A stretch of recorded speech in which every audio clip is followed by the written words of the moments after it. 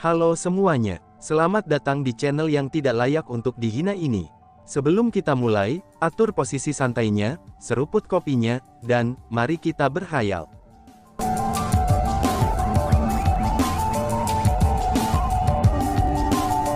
Melanjutkan cerita sebelumnya, Chu Feng melihat ke kedalaman air, dan sekali lagi merasakan teror yang mencapai dasar jiwanya.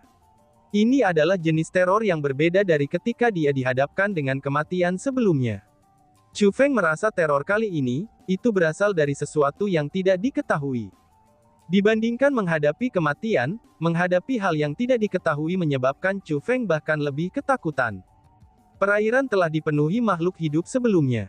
Namun dalam sekejap, mereka semua telah terbunuh. Perairan yang luas telah diwarnai merah oleh darah. Bersamaan dengan kemerahan, keheningan perairan yang mematikan tidak hanya menghadirkan semacam dampak visual, tetapi juga memunculkan perasaan keanehan. Meskipun ini masalahnya, tapi Chu Feng masih terus mengamati. Keingintahuan memenuhi hatinya, dan itu membuatnya sangat penasaran untuk lebih memahaminya. Apa sebenarnya kekuatan tak berbentuk itu? Dia juga ingin tahu, apa yang mengakhiri organisme era kuno yang terletak di kedalaman danau itu. Namun sayangnya, airnya terlalu dalam. Persepsi Chu Feng juga terbatas. Kecuali jika keberadaan di kedalaman danau adalah untuk melepaskan aura mereka atas kemauan sendiri, maka ia tidak dapat merasakan keadaan di kedalaman danau. Karena itulah, dia tidak tahu seperti apa situasi di kedalaman air itu. Namun meski begitu, Chu Feng bisa membayangkan pemandangan seperti kiamat. Meskipun dia tidak secara pribadi menyaksikannya, tapi Chu Feng merasa bahwa, bahkan organisme-organisme era kuno yang terletak di kedalaman kemungkinannya telah sepenuhnya dimusnahkan oleh bencana itu. Bergemuruh. Tiba-tiba saja getaran dahsyat terdengar dari kedalaman danau. Riak energi berdenyut dari bawah, dan bahkan air di samping Chu Feng langsung ditelan oleh riak energi. Riak energi itu terlalu kuat, karena Chu Feng dan Ling Huiyue langsung didorong ke permukaan danau. Untungnya mereka dilindungi oleh kekuatan labu botol, karena kalau tidak, riak energi dari sebelumnya kemungkinan besar akan melukai mereka. Chu Feng menghela nafas, dan itu adalah napas yang tak berdaya. Dia benar-benar ingin tahu apa yang terjadi di kedalaman danau. Namun sayangnya, dia terlalu kecil dan lemah. Meskipun dia adalah jenius terkuat dari leluhur martial Starfield, dan meskipun tidak ada satupun di antara generasi muda All Heaven Starfield yang dapat menandinginya, tapi pada saat itu dia masih sangat menyadari betapa kecil dan lemahnya dia sebenarnya. Tempat itu terlalu berbahaya, dan itu sangat berbahaya hingga bahkan Chu Feng sendiri tidak berani berlama-lama. Dengan demikian, dia meraih Ling Huiyue dan melepaskan kekuatan labu botol. Sementara mengobati lukanya, Chu Feng melonjak ke langit dan mulai terbang bersamanya. Segera, Chu Feng menemukan Ling Huanan dan kepala sekte Waiteklotes Nuneri. Mereka berdua sangat senang melihat Chu Feng dan Ling Huiyue kembali dengan selamat. Itu sudah jelas, mereka sama sekali tidak memperhatikan apa yang terjadi di danau. Karena itulah, mereka hanya merasakan kegembiraan dan tidak panik. Chu Feng juga tidak repot-repot menjelaskan terlalu banyak kepada mereka juga. Membawa mereka bersamanya, ia mulai dengan cepat melarikan diri. Chu Feng tahu bahwa wilayah itu tidak lagi damai seperti pada saat itu. Riak energi yang mengerikan pasti akan meletus dari danau dan menelan seluruh wilayah. Chu Feng bahkan tidak bisa memastikan, bahwa formasi yang menghubungkan langit dan bumi akan mampu menahan riak energi berikutnya.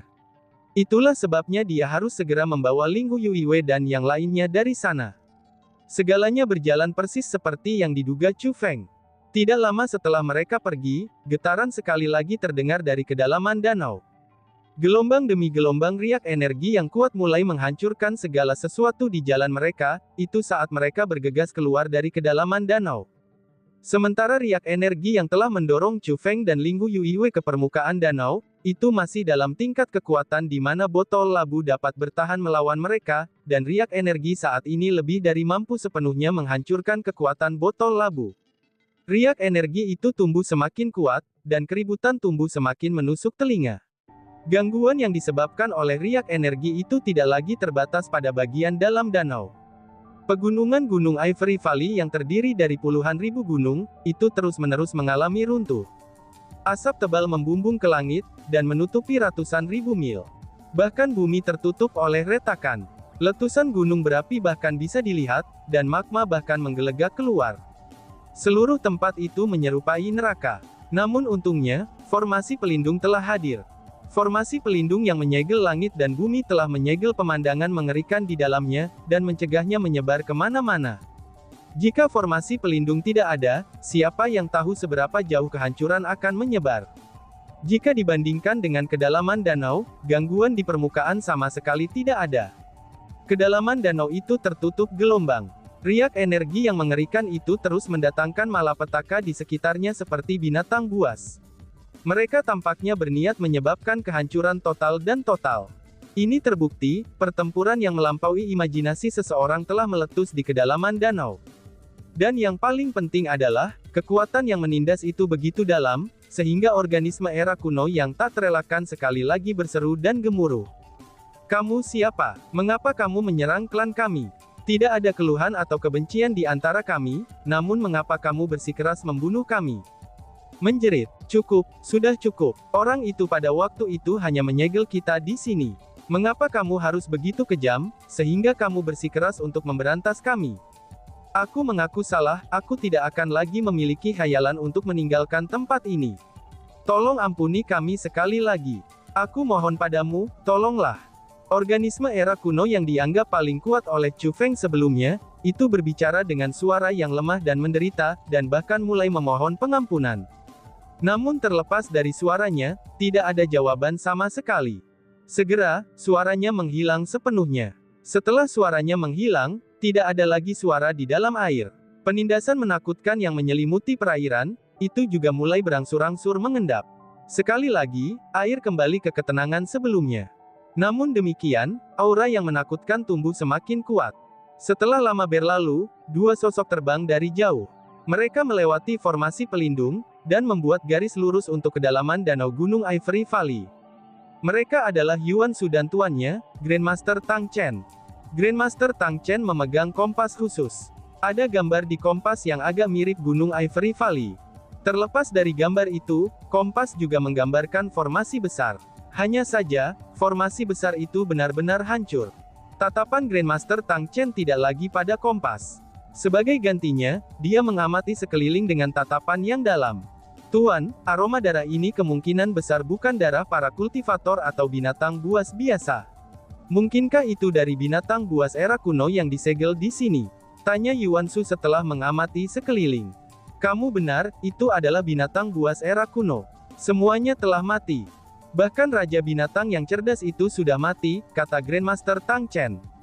Bahkan Raja Binatang buas juga mati, apakah formasi Tuan yang membunuh mereka? Yuan Shu memandang Grandmaster Tang Chen dengan sedikit ketidakpastian.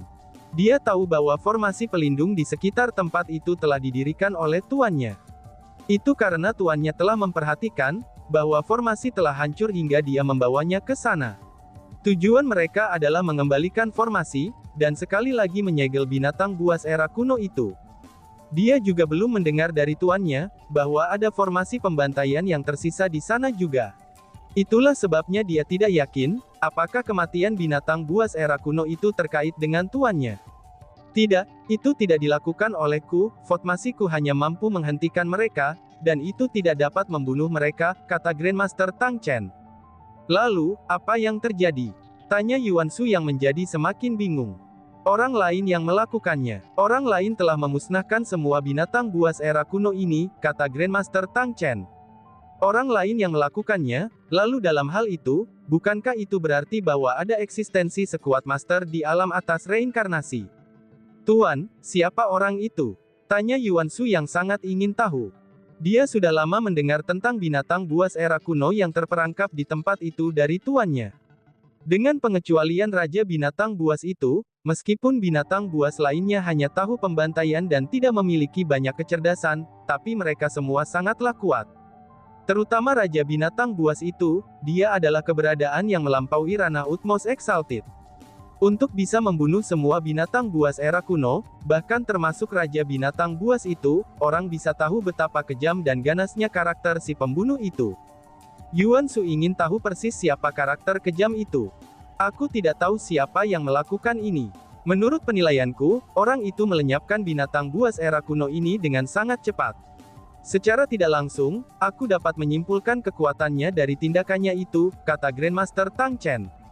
Kalau begitu senior, menurutmu kultivasi apa yang dimiliki orang itu? Tanya Yuan Shu. Aku khawatir kultivasi orang itu melebihi orang tua ini, desak Grandmaster Tang Chen. Apa, itu seseorang yang bahkan lebih kuat daripada Tuan? Tampilan keheranan di mata Yuan Shu tumbuh lebih intens.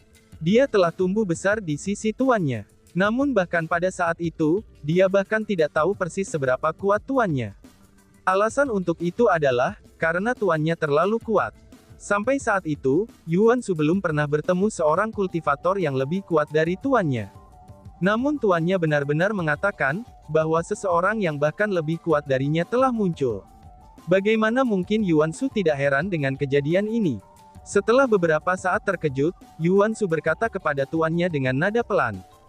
Mengabaikan binatang buas era kuno ini, organisme era kuno itu juga menjadi lebih dan lebih aktif. Jika menilai dari itu, cepat atau lambat, mereka akan keluar dari dunia bawah tanah itu.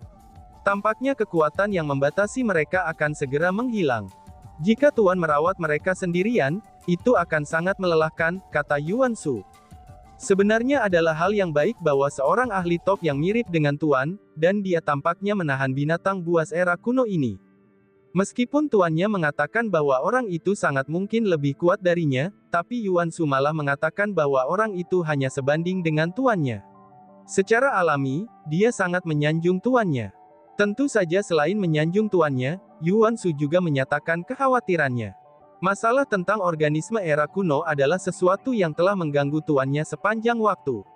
Karena kemampuan Yuan Shu terbatas, dia tidak dapat memberikan bantuan apapun kepada tuannya. Dengan demikian, ia secara alami merasa senang bahwa seorang ahli yang mirip dengan tuannya itu bersedia mengambil organisme era kuno telah muncul. Namun Grandmaster Tang Chen tidak repot-repot memperhatikan kata-kata Yuan Shu, malahan sebaliknya, dia menghela nafas. Tuan, mengapa kamu menghela nafas? Yuan Shu mengungkapkan tatapan bingung. Orang yang melakukan ini sangat kejam. Meskipun mereka telah menyerang organisme era kuno ini, tapi itu juga secara tidak langsung mengungkapkan betapa dingin dan tidak berperasaannya orang tersebut.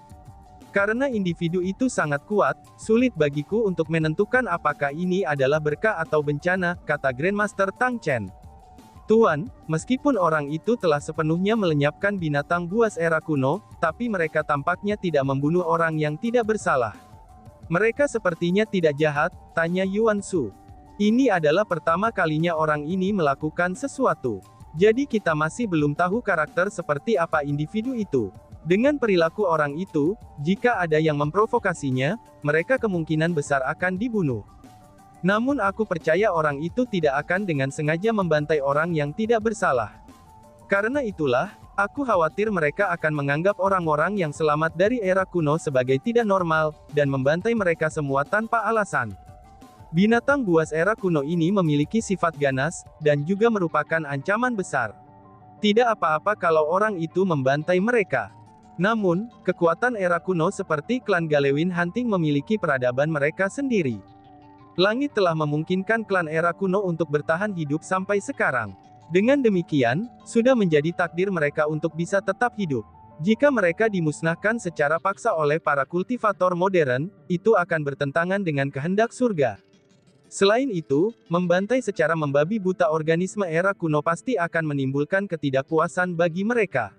Mereka waspada terhadap kita sejak awal. Jika kita benar-benar membuat mereka marah, itu akan benar-benar tidak diketahui, apakah itu bisa menjadi berkah ataukah bencana, kata Grandmaster Tang Chen. Jadi, apa yang sebenarnya Tuan maksud dengan kamu mengatakan itu tidak diketahui apakah itu adalah berkah atau bencana? Yuan Shu tiba-tiba menyadari. Meskipun tuannya sering mengajarinya bahwa seseorang tidak boleh ikut campur dalam urusan orang lain, lalu kehidupan dan kematian orang lain adalah takdir mereka, tapi tuannya ini sebenarnya seseorang yang peduli pada semua orang. Kalau tidak, mengapa dia berusaha keras untuk membentuk formasi yang dapat mencegah organisme era kuno kembali ke dunia? Tuan, bukan hanya reinkarnasi alam atas saja yang memiliki organisme era kuno. Pasti ada organisme era kuno di dunia lain, bintang lainnya, dan di galaksi lainnya juga. Tuan, kamu juga pernah mengatakannya sebelumnya, Tidak mungkin untuk menghentikan organisme era kuno itu. Satu-satunya hal yang mampu menghentikan mereka adalah kekuatan khusus yang tersembunyi di dalam dunia itu sendiri. Jika kekuatan itu hilang, organisme era kuno pasti akan kembali ke dunia ini. Tuan khawatir bahwa organisme era kuno akan mengeluarkan pembantaian terhadap orang-orang di zaman ini, jadi kamu berusaha sangat keras untuk menyegel mereka. Namun Tuan sekarang juga khawatir, bahwa orang-orang dari era ini akan melepaskan pembantaian pada organisme era kuno. Tampaknya Master juga berkeinginan, agar para kultivator zaman ini untuk hidup berdampingan secara damai dengan para penyintas era kuno. Tanya Yuan Shu. Jika mereka bisa hidup berdampingan, itu akan menjadi yang terbaik, kata Grandmaster Tang Chen. Tuan, aku punya pertanyaan. Jika para penyintas era kuno ingin berperang melawan para penanam zaman ini, di sisi mana kamu akan berdiri? Ataukah kamu menonton dengan tangan terlipat? Tanya Yuan Shu. Itu pertanyaan yang konyol. Sebagai seseorang dari era ini, pria tua ini secara alami akan berdiri di sisi era ini. Jika orang-orang yang selamat dari era kuno tidak dapat hidup berdampingan dengan kita, bahkan dengan nyawaku dipertaruhkan, orang tua ini akan berjuang melawan mereka, kata Grandmaster Tang Chen. Tuan benar-benar lurus. Meskipun kekuatan murid ini kurang, tapi aku bersedia mengikuti jejakmu, kata Yuan Shu sambil tersenyum. Sudah cukup, apakah kamu berhasil menangkap sensasi dari transformasi naga? Grandmaster Tang Chen tiba-tiba bertanya. Tentang itu, Yuan Shu mulai ragu-ragu. Ada apa dengan ini dan itu? Apakah kamu berhasil menangkapnya atau tidak? Nada Grandmaster Tang Chen menjadi keras. Murid ini murung, aku belum sepenuhnya memahami itu, kata Yuan Shu dengan hati nurani yang bersalah. Grandmaster Tang Chen tiba-tiba mengungkapkan ekspresi marah. Dia menjadi sangat marah dan menjadi sangat ketat. Kamu masih belum bisa menangkapnya. Sudah begitu lama, namun kamu masih belum mengerti. Kamu masih punya waktu untuk menjalankan mulutmu di sini. Kamu harus dengan cepat memikirkan bagaimana untuk sepenuhnya memahami sensasi transformasi naga. Benar-benar tidak berguna, kamu tidak punya niat untuk maju. Begitu kami kembali, kamu harus segera memasuki pelatihan tertutup. Kamu tidak diperbolehkan keluar dari pelatihan tertutup sampai kamu berhasil mencapai tahap pertama sensasi transformasi naga. Dia tampak seperti orang yang sama sekali berbeda. Ini terbukti, Yuan Shu membuat marah Grandmaster Tang Chen. Murid ini mengerti. Yuan Shu segera menurunkan kepalanya dan membungkuk. Dia tidak lagi berani main-main dan menyanjung tuannya, tapi sebaliknya, ia tampak sangat takut. Dan selain rasa takut terhadap tuannya, ada juga jenis ketakutan yang berbeda di mata Yuan Shu. Dia juga takut dengan sensasi transformasi naga. Dia tahu betapa menyakitkannya proses untuk memahami sensasi transformasi naga. Itu sangat menyakitkan hingga dia merasa ingin menghindarinya, dan takut untuk menghadapinya. Namun, dia sekarang sekali lagi dipaksa untuk menghadapi sensasi transformasi naga, maka dia tidak punya pilihan selain menantangnya lagi. Itulah alasan mengapa ada ketakutan di matanya. Melihat Yuan Shu sedikit gemetar ketakutan, ekspresi kesakitan dan kesusahan muncul di mata Grandmaster Tang Chen. Yuan Shu, bukan berarti Tuan yang ketat padamu, tapi sebaliknya, Tuan menaruh harapan besar pada dirimu. Aku pernah mendengar bahwa Lu Jie telah memahami tahap kedua sensasi transformasi naga. Namun kamu belum memahami bahkan tahap pertama sensasi transformasi naga. Lebih jauh lagi, kultivasinya adalah sesuatu yang saat ini tidak bisa kamu lawan. Kalian berdua sama-sama berumur, dan Tuan memiliki harapan tinggi darimu. Namun aku harus secara bertahap menyaksikan, ketika perbedaan di antara kalian berdua semakin lebar. Karena itulah, Tuan benar-benar khawatir untukmu. Grandmaster Tang Chen tiba-tiba menghela nafas, dan desahannya itu dipenuhi dengan ketidakberdayaan dan kesedihan. Tuan, tolong yakinlah. Murid ini akan melampaui Luo Jie, aku akan membawa kehormatan untuk Tuan. Tiba-tiba saja jenis cahaya yang berbeda melintas di mata Yuan Shu. Dia tidak lagi memaksakan dirinya, tapi sebaliknya, ia tampaknya telah membuat keputusannya. Mengetahui sepenuhnya hal-hal di antara generasi tuannya, dia tahu betul betapa pentingnya hal ini bagi tuannya. Meskipun menggenggam sensasi transformasi naga adalah tugas yang sangat sulit, tapi Yuan Shu masih memutuskan bahwa ia akan melakukan yang terbaik, ia tidak akan mengendur dalam menggenggam sensasi transformasi naga, itu hanya untuk membawa kehormatan kepada tuannya. dan tiba-tiba saja bersambung. Sekian dan terima kasih banyak. Bye-bye.